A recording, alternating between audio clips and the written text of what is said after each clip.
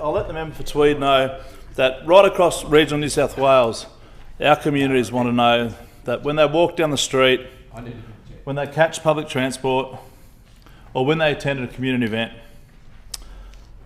even just taking the family to the footy, they want to know that they're not standing next to someone who might be carrying a weapon.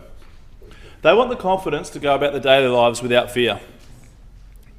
And I must say that knife crime is not only something that happens in Sydney. It's not only something that happens on a train or on public transport or in shopping centres around Sydney.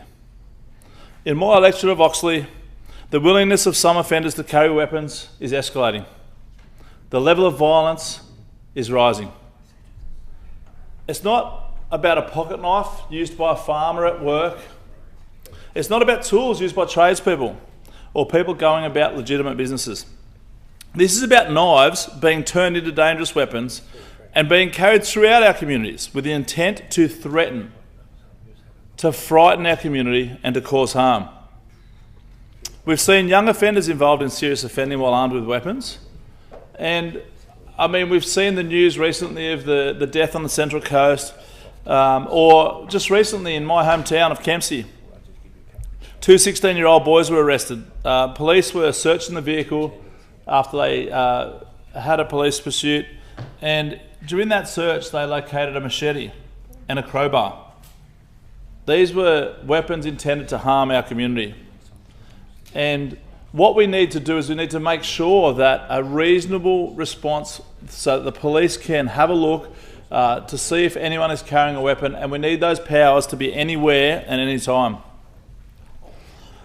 We also continue to see not daily reports, but certainly reports often of CCTV being shared into community social media pages where you can see the outline of an offender walking along, and then you see in their hand a machete that's as long as their forearm.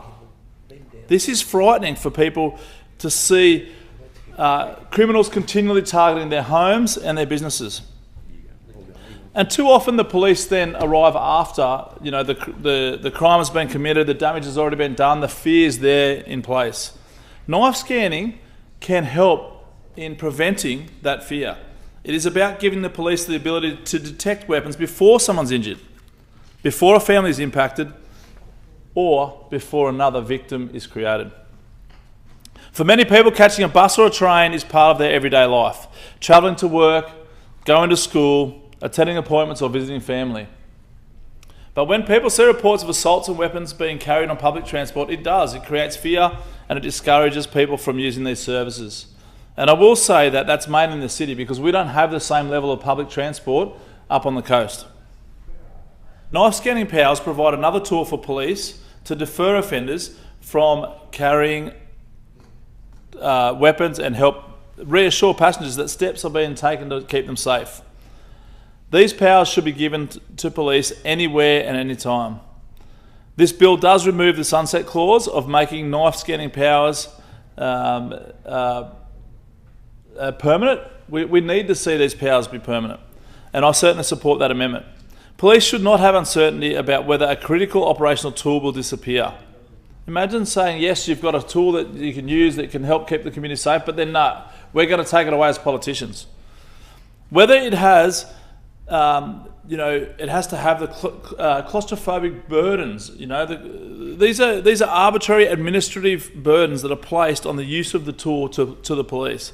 And these are like that it can only be in a defined place, a shopping centre or a train station or a train.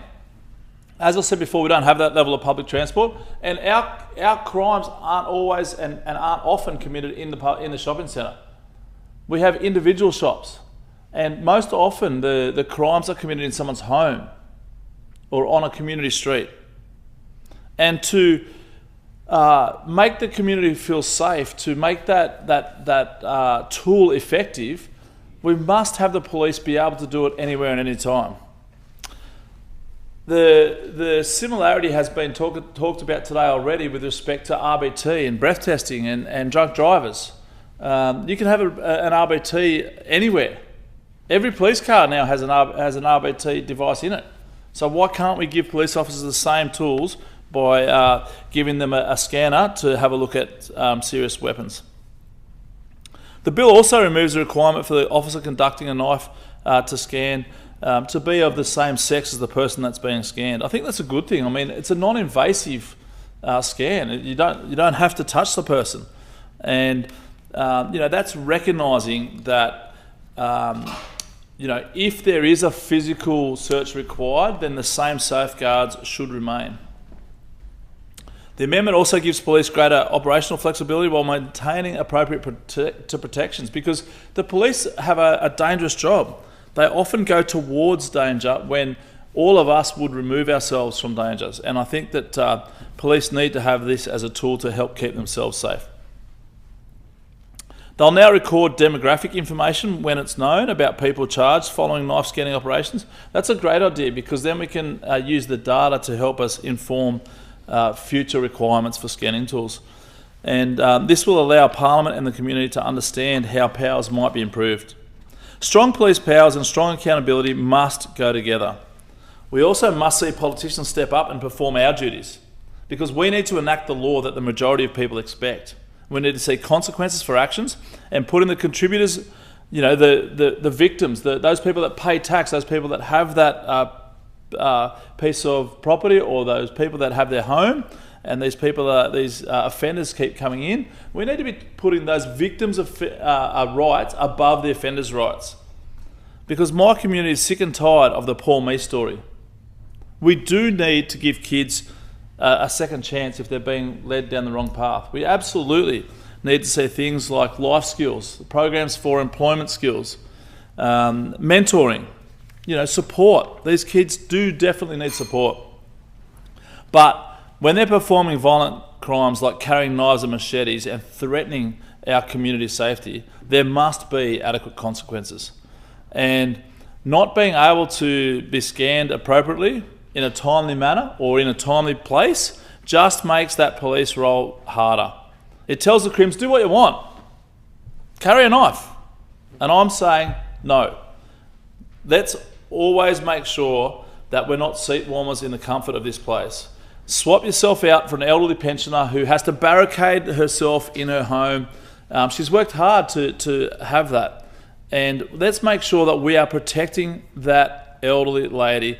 Let's discourage the violent crime by enabling the police to scan for weapons anywhere and anytime.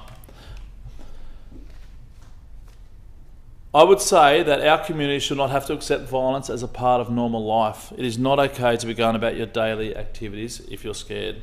They should not have to worry about whether the person next to them is carrying a weapon, and especially in our communities, a machete at that in regional areas. Knife scanning will help that. It will help keep our public spaces safe. I commend the bill to the House, and I say anywhere and anytime.